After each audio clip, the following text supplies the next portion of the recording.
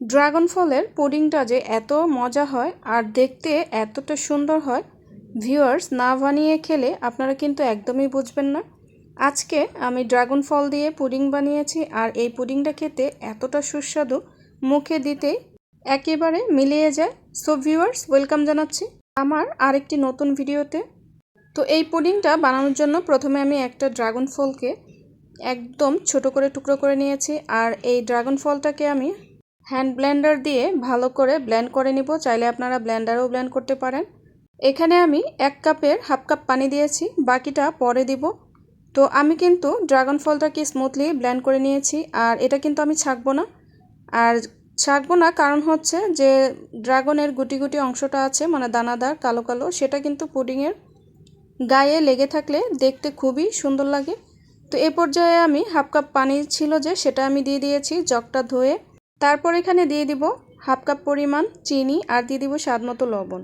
এগুলো একটু ভালো করে মিক্সড করে নিব আর এ পর্যায়ে দিয়ে দিব এখানে 1.5 টেবিল চামচ agar agar powder. Agar agar পাউডারটা দিয়ে ভালো করে মিশিয়ে নিতে হবে। আমি কিন্তু এ পর্যায়ে এখনও চুলার আগুন দেইনি, কারণ আগার আগার পাউডারটা ভালো করে মিক্সড হয়ে গেলেই তারপরে চুলার আগুনটা দিতে হবে, না হলে আগার আগার পাউডারটা ভালো করে জমবে না। তো আমি 2 মিনিট নাড়াচাড়া করে একটু ঘন হলেই নামিয়ে নিয়ে যে মল্টে আমি পুডিংটা সেট করব সেখানে দিয়ে দিয়েছি। তো এ পর্যায়ে আমি আরেকটা লেয়ার দিব, এখানে মিল্কের লেয়ার। তো আমি এখানে 2 কাপের একটু কম দুধ নিয়েছি, হাফ কাপ চিনি নিয়েছি আর দিয়েছি স্বাদমতো লবণ। আর এখানে 1.5 টেবিল চামচ আগার আগার পাউডার দিয়ে ভালো করে মিশিয়ে তারপর চুলার আঁচটা দিয়ে আবারও 2 মিনিট নাড়াচাড়া করে নেব ঘন হওয়া পর্যন্ত।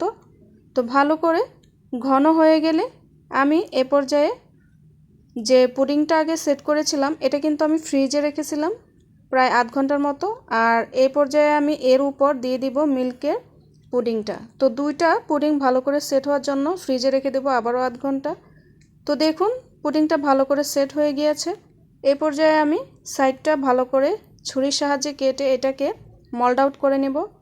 তো আপনারা দেখেই বুঝতে পারছেন পুডিংটা কতটা সুন্দর হয়েছে আর এটা খেতে আরও ভীষণ মজা। তো আশা করছি ভিডিওটি আপনাদের কাছে অনেক ভালো লেগেছে। আর এই পুডিংটা বানানো একেবারে সহজ, চাইলে যে কেউ এই পুডিংটা বানিয়ে নিতে পারেন। তো ভিউয়ার্স, যদি ভিডিওটি আপনাদের কাছে ভালো লেগে থাকে অবশ্যই কমেন্টে জানাতে ভুলবেন না আর শেয়ার করে আপনাদের টাইমলাইনে রেখে দিতে পারেন। এতে করে ভিডিওটি দেখে দেখে খুব সহজেই বানিয়ে নিতে পারবেন সুস্বাদু এই পুডিংটা। তো আজকে এই পর্যন্তই, দেখা হচ্ছে অন্য কোনো নতুন রেসিপিতে। সে পর্যন্ত ভালো থাকুন। আল্লাহ হাফেজ।